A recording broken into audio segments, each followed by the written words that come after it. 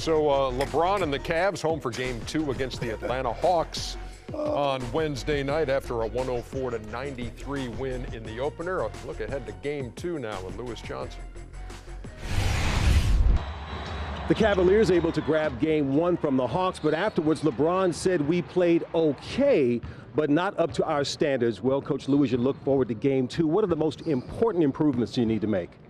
I think just not having offensive droughts. I think, we got up 18 points, had a couple turnovers, a couple bad shots, and got them out in transition, got them some easy baskets. So I think for the most part, just not having those droughts offensively. On defense, you guys were able to hold Kyle Korver to one shot. Then Dennis Schroeder goes off for 27. Defensive adjustments as you look ahead as well. No adjustments. I think our game plan was great. I think, them only shooting 37% from the field. And, Schroeder took, he took 20 shots. Right. So if Korver can have one shot and we give Schroeder 20 shots, I think we like our chances. Coming off his playoff career high 27 points, Dennis Schroeder is still convinced there's still more they can do to improve their offense.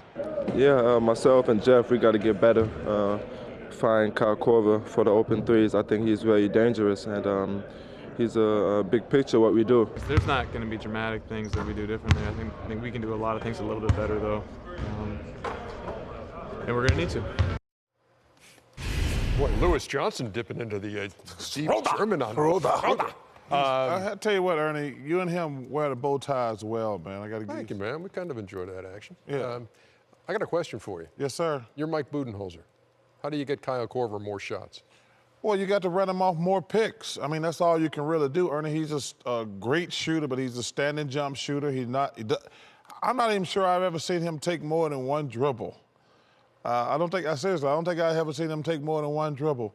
So you got to try to first of all, Jeff Teague has to play better. We always say it doesn't matter how well Schroeder plays. It's about Jeff Teague, because what Jeff Teague does, he gets Millsap and Horford going, and he gets Korver going. And I don't understand why he didn't play Teague more the other night. I think he could have played them together.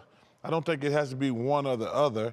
I mean, 2-point guards, to me, can be efficient out there because, like I say, because that's the best way to speed the game up, playing both point guards together. I agree totally, and I thought, and that probably would have helped where Schroeder has never really been in these type of environments. The turnovers that he had down the stretch, he wouldn't have had to have the ball in his hand every possession. I thought that would have been big. But I think, though, another way to get, the most effective way to get Kyle Korver off is in transition, because then he can't be found as easily. Doing a half court, when he is running off things, you can still kind of see him and point him out.